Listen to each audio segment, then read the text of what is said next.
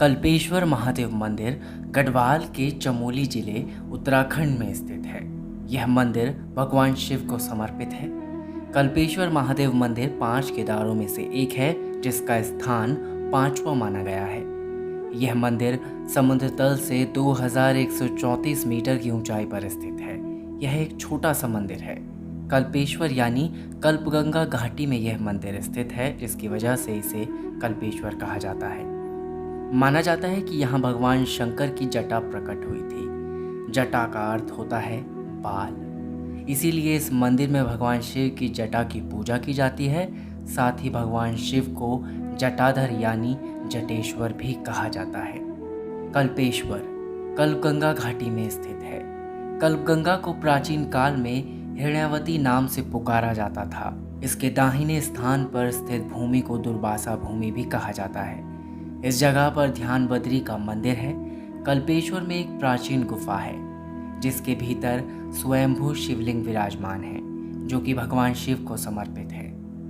यहाँ भगवान शंकर की जटाओं की आराधना की जाती है। यह मंदिर आदिनाथ कल्पेश्वर महादेव के नाम से प्रसिद्ध है। इस मंदिर के समीप एक कलेवर कुंड भी है। इस कुंड का पानी सदैव स्वच्छ रहता है। यहाँ आने वाले यात्री लोग यहाँ का जल ग्रहण करते हैं। इस पवित्र जल को पीकर अनेकों बीमारियां दूर होती हैं। यहाँ साधु लोग भगवान शिव को जल देने के लिए इस पवित्र जल का इस्तेमाल करते हैं। कल्पेश्वर का रास्ता एक गुफा से होकर जाता है। मंदिर तक पहुँचने के लिए गुफा के अंदर लगभग 1 किलोमीटर तक का रास्ता तय करना पड़ता है, जहाँ पहुँचकर तीर्थयात्री भगवान शिव की जटाओं की पूजा करते हैं। भगवान शिव के इस मंदिर में दूर दूर से श्रद्धालु आकर नतमस्तक होते हैं। माना जाता है कि यह मंदिर पांडवों द्वारा बनाया गया था। यह वह स्थान है जहां महाभारत के युद्ध के पश्चात विजयी पांडवों ने युद्ध में अपने संबंधियों की हत्या करने की आत्मग्लानि से पीड़ित होकर इस पाप से मुक्ति पाने के लिए पांडव भगवान शिव के दर्शन करने यात्रा पर निकले थे। पांडव पहले काशी पहुंचे, शिव के आशीर्वाद की कामना की, परंतु भगवान शिव उन्हें अपने दर्शन देने के इच्छुक नहीं थे। पांडवों को कुल हत्या का दोषी मानकर शिव पांडवों को दर्शन नहीं देना चाहते थे। तब पांडवों ने केदारनाथ की ओर जाने का फैसला किया। पांडवों को आते देख भगवान शंकर गुप्तकाशी में अंतर्ध्यान हो गए।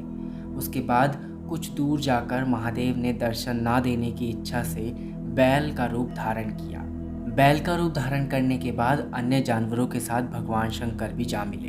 तब कुंती पुत्र भीम ने विशाल रूप धारण कर 2 पहाड़ों पर अपने पैर फैला दिए, जिसके नीचे से अन्य पशु तो निकल गए, पर भगवान शिव जो बैल रूपी वहां पर मौजूद थे, भीम के पैरों के नीचे से नहीं निकले।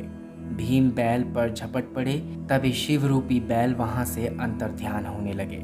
तब भीम ने बैल की पीठ को पकड़ लिया।